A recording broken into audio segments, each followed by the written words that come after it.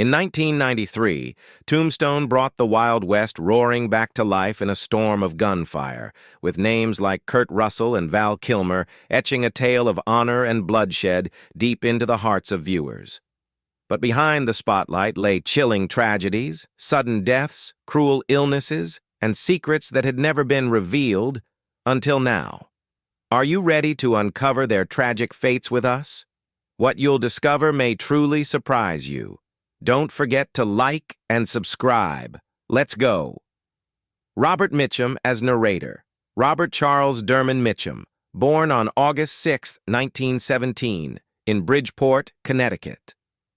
When he was 76 years old, Mitchum lent his voice as the narrator of Tombstone, delivering lines rich with an epic, almost mythic quality, a voice that echoed the tragedies he himself had endured.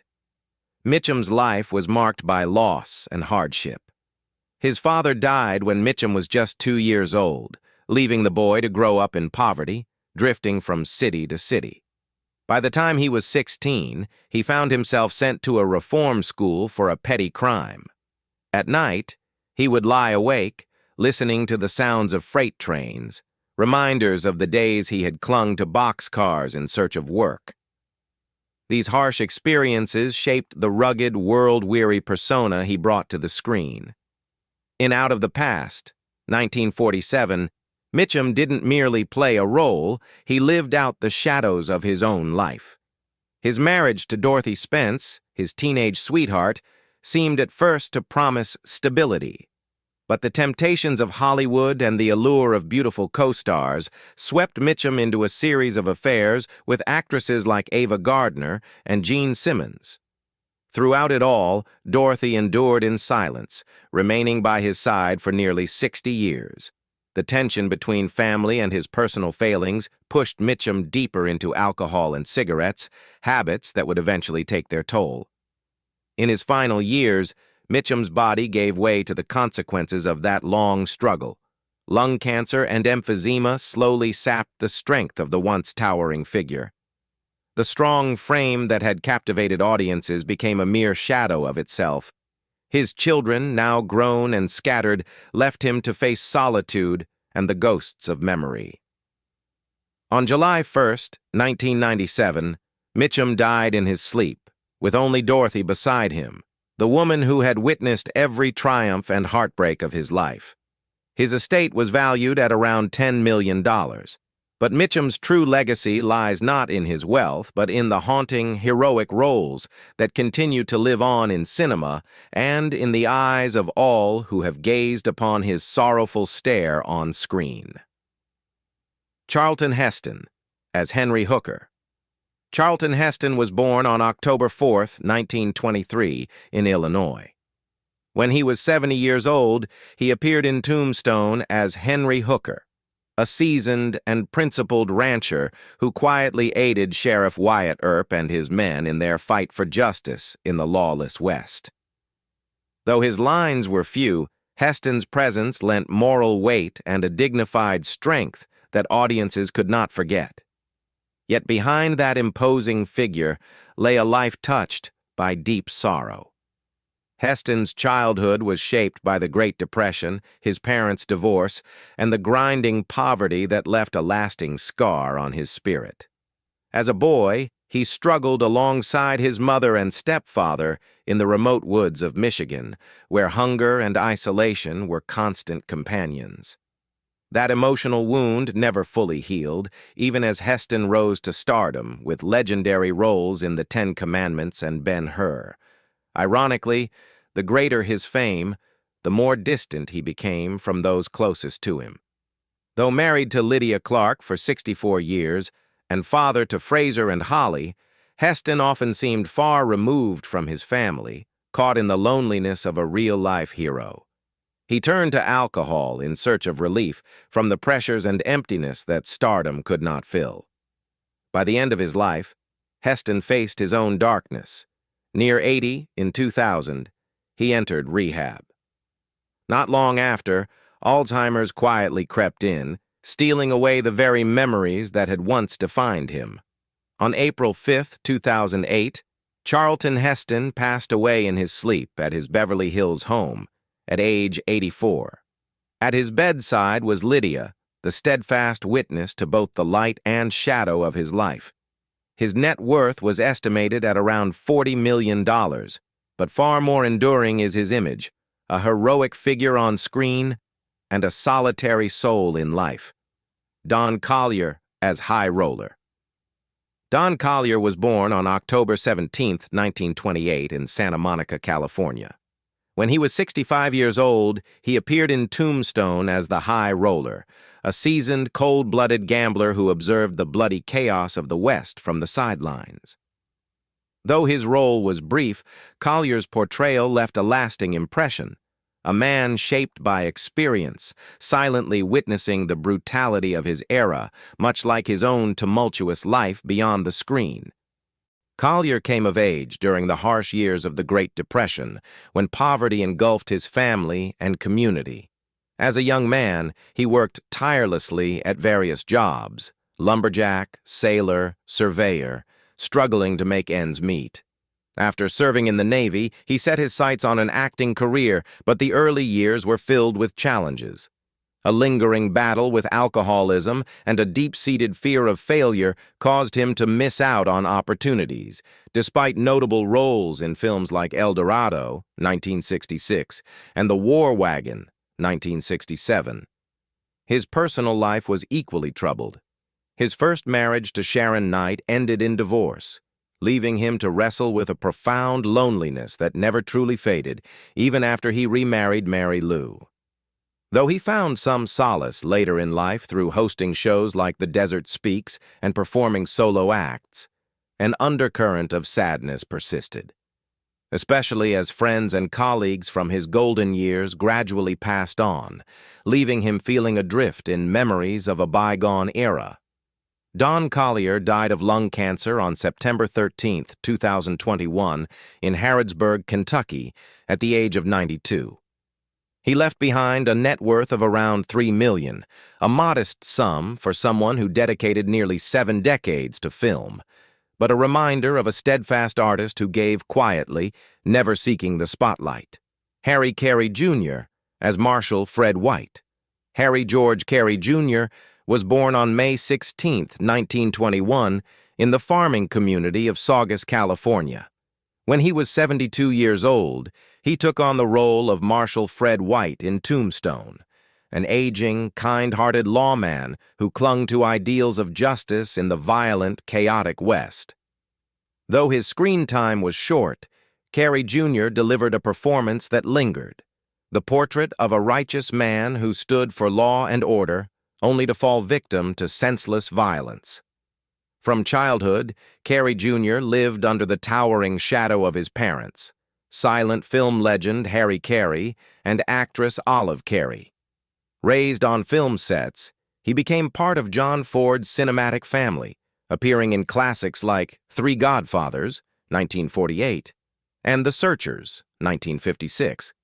Yet throughout his life, he struggled to be seen as more than just Harry Carey's son, a label that often felt like a chain holding him back from forging his own identity. His personal life, too, bore its share of heartbreak. His marriage to Marilyn Fix seemed solid, weathering many storms over the decades. But in 1989, tragedy struck when their eldest son, Stephen, died suddenly. The loss transformed Kerry Jr., drawing him inward and distancing him from the stage and screen that had once been his lifeblood. Even in his later roles, like those in Mask, 1985, and Back to the Future Part 3, 1990, his eyes reflected an unmistakable sorrow. In his final years, Kerry Jr. found himself surrounded by memories. His old comrades from the Western sets, John Wayne, Ben Johnson, John Ford, had all passed on. Hollywood had changed, becoming a place where he no longer felt at home. On December 27, 2012, Kerry Jr. died quietly at a hospice in Santa Barbara at the age of 91. His ashes were laid to rest at Westwood Village Memorial Park. With a net worth of around $5 million, His greatest legacy remained his unwavering dedication to cinema and the ideals he so often embodied on screen. Grant James as Dr. Goodfellow. Grant James was born on June 19, 1935, in Medina, Ohio. When he was 58 years old, he appeared as Dr. Goodfellow in Tombstone, 1993, a devoted doctor in the unforgiving West, powerless to stop the tide of bloodshed around him. The role, though small, echoed the real Grant James, a man of quiet perseverance, often at the fringes of the spotlight he longed to reach. James's childhood was marred by pain, as his family broke apart and his parents' separation left deep emotional scars. That early wound fueled a lifelong yearning for recognition and affection.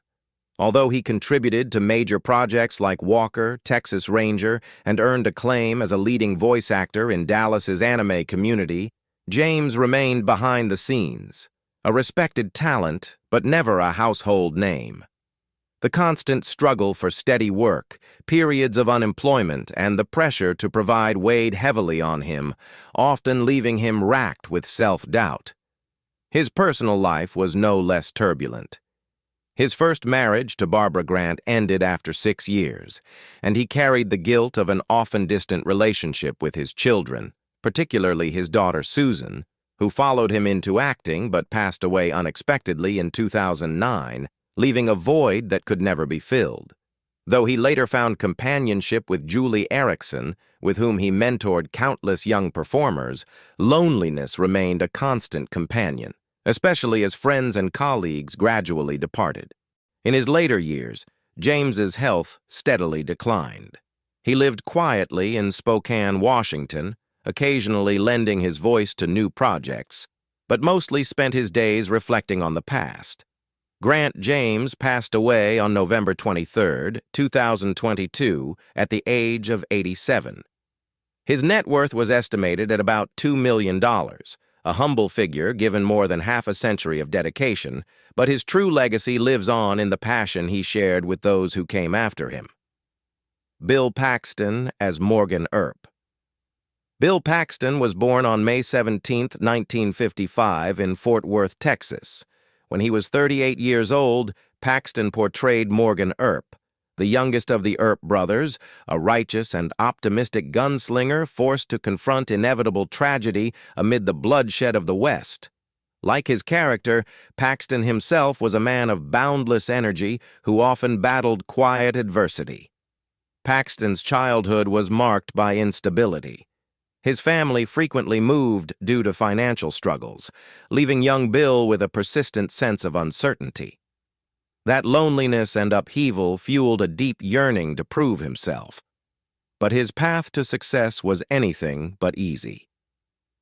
Before earning acclaim in films like Apollo 13 and Twister, Paxton faced repeated rejection, scraping by in minor roles, from a nameless punk in The Terminator to a panicked soldier in Aliens, as he fought for a place in Hollywood.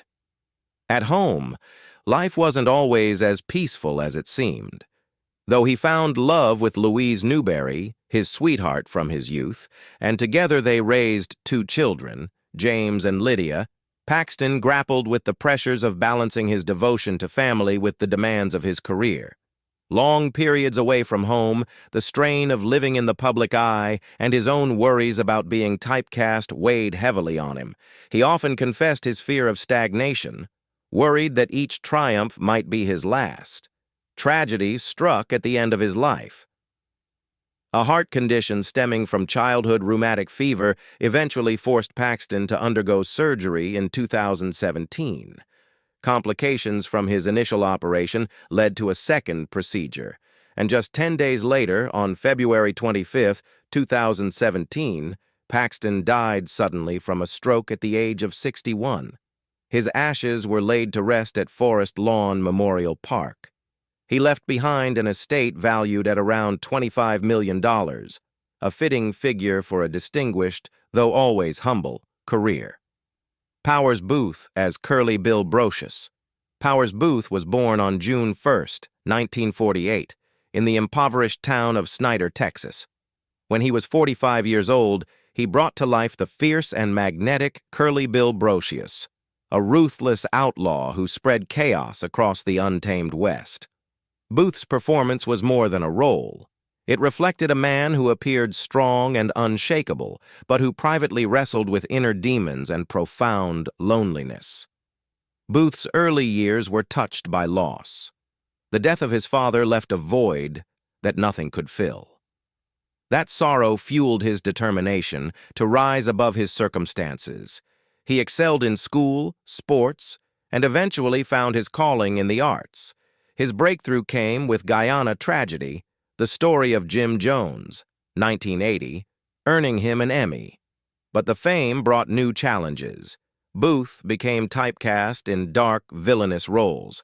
Characters he admitted slowly consumed his spirit and dragged him into bouts of silent depression. On the surface, Booth's personal life appeared stable. He shared nearly 50 years with Pam Cole, his college sweetheart, and together they raised 2 children, Paris and Preston. Yet behind the glamour, Booth spent long stretches apart from his family, as the demands of his career created invisible distances. On screen, he was commanding and cold. Off-screen, he faced long nights of solitude and self-doubt. In his final years, Booth fought a quiet battle with pancreatic cancer. Despite his declining health, he poured his energy into his final roles in Nashville and Agents of SHIELD. On May 14, 2017, Powers Booth died at the age of 68 in Los Angeles. His net worth was estimated at around $8 million, a modest sum for a lifetime of dedication to his craft. Sanford Gibbons, as Father Feeney. Sanford Gibbons was born on September 5, 1933 in Kansas City, Missouri. When he was 60 years old, he played Father Feeney, the kind priest who offered rare glimpses of hope and compassion in a violent and lawless West. For Gibbons, the role was more than just a job. It was a source of comfort that echoed his own struggles and quiet resilience. From a young age, Gibbons felt trapped by the strict expectations of his deeply religious family. While their devotion shaped him in many ways, it also left him yearning for freedom, for a way to express himself beyond the rigid lines drawn for him. Acting became his way out, his chance to breathe. Early in his career, small parts in Alfred Hitchcock Presents and other television shows of the 1960s hinted at a bright future. But Hollywood, as he would discover, was far from kind. The constant uncertainty of paychecks, the harsh competition, and the endless struggle for meaningful roles slowly wore him down. In moments of weakness, he turned to alcohol for relief. But rather than comfort, it only added to the weight he carried, casting a long shadow over his life for many years. Gibbons found love early on, marrying actress Grace Williams. For a while, it seemed like they might build something lasting, something solid in a world that offered little certainty. But the strain of long separations, small roles, and personal demons drove them apart. The divorce broke his heart. And though he loved his 2 children deeply, the distance between them grew over time, leaving him with regrets that would linger for the rest of his life. He remarried later on, hoping for a fresh start. But the emotional scars from his earlier struggles remained, and the loneliness never fully left him, no matter how many spiritual roles he played or words of comfort he spoke on screen.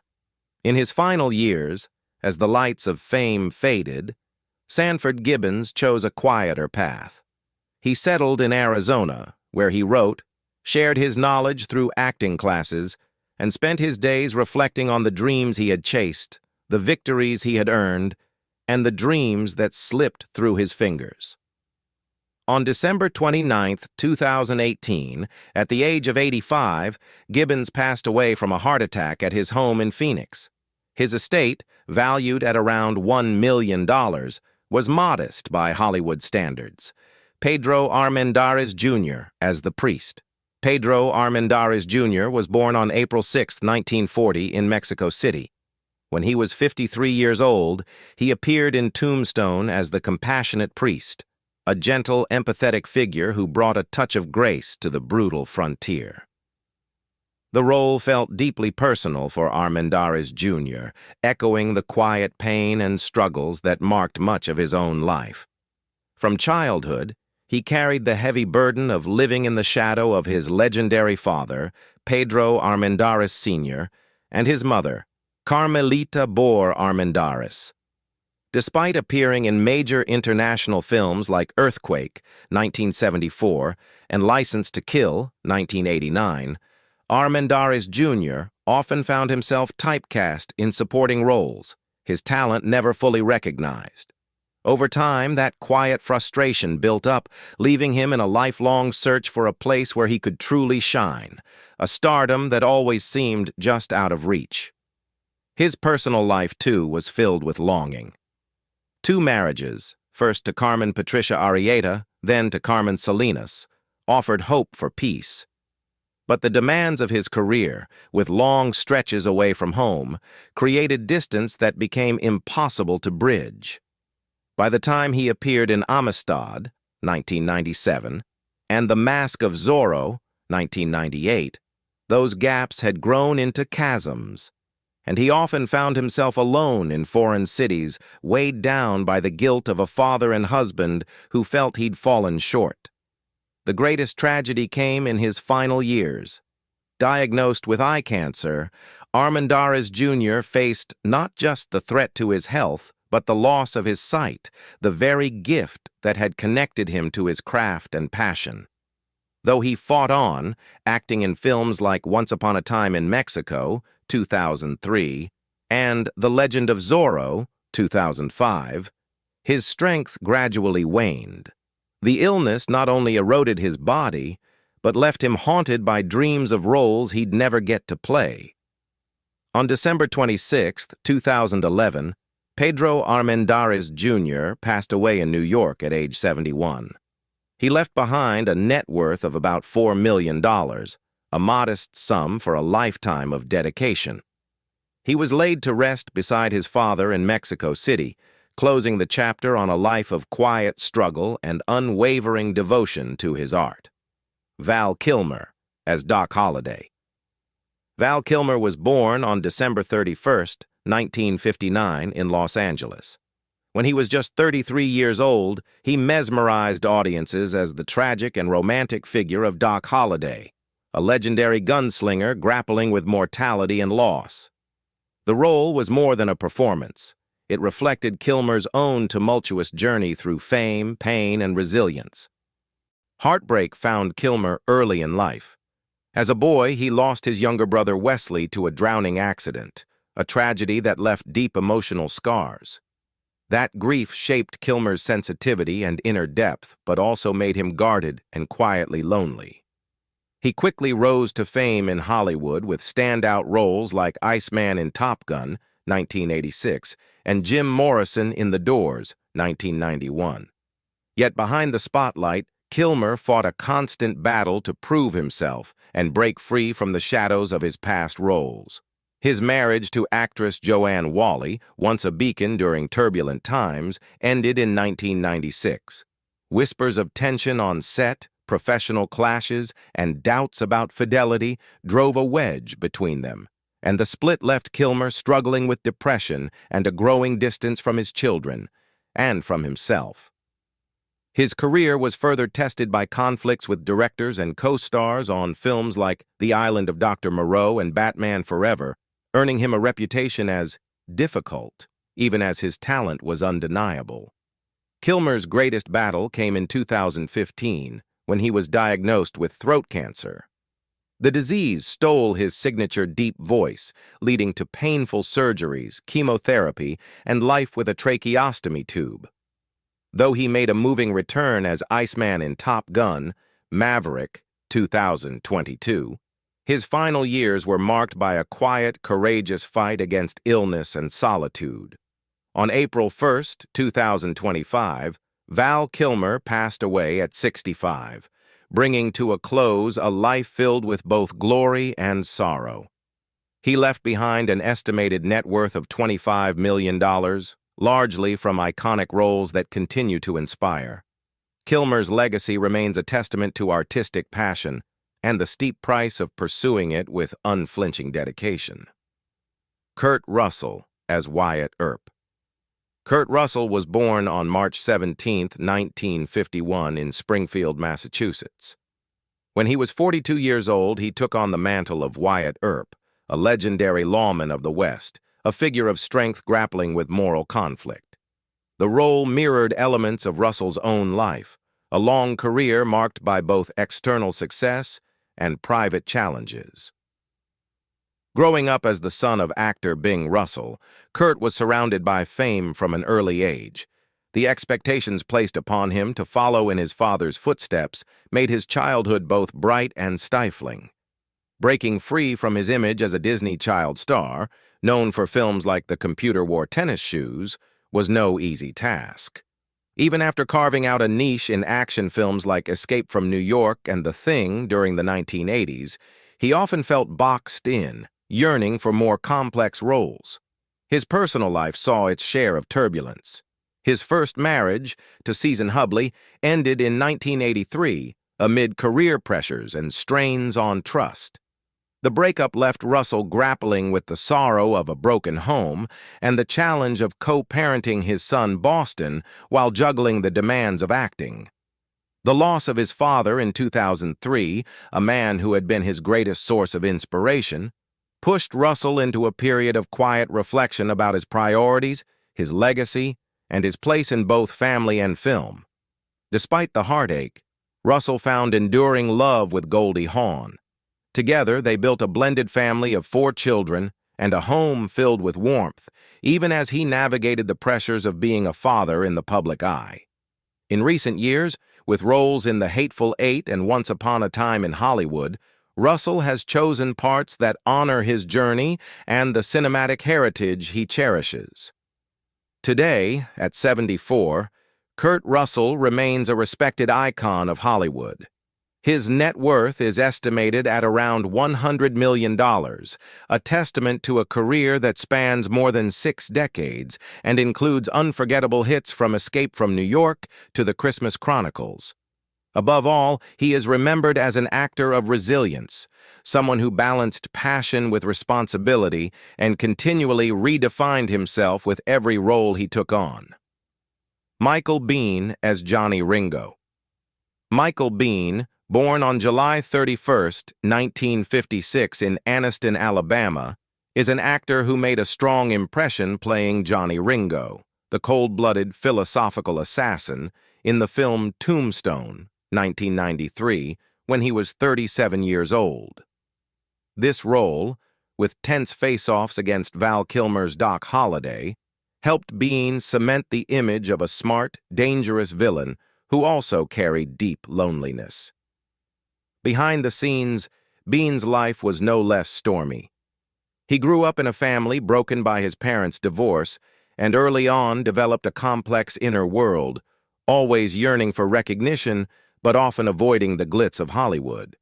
Although he once reached great heights with iconic roles in The Terminator, 1984, and Aliens, 1986, his career quickly declined due to unlucky professional choices and a bluntness that did not win him favor in the film industry.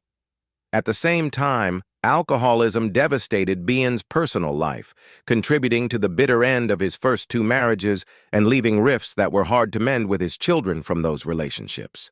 His greatest tragedy came around 2008, when Biehn suffered a stroke and had to undergo dangerous open-heart surgery.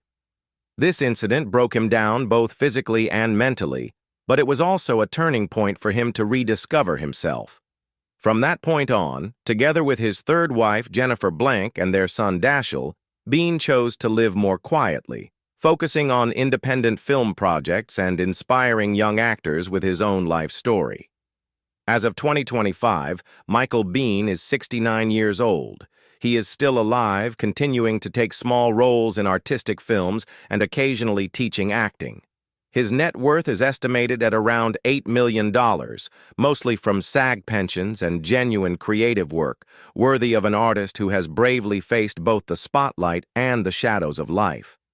The journey of the Tombstone cast is an emotional storybook where glory intertwines with unforgettable tragedies, from heartbreaking losses to lives crushed by fate. These stars, whether they have passed or are still working in film, have left an indelible mark in the hearts of fans.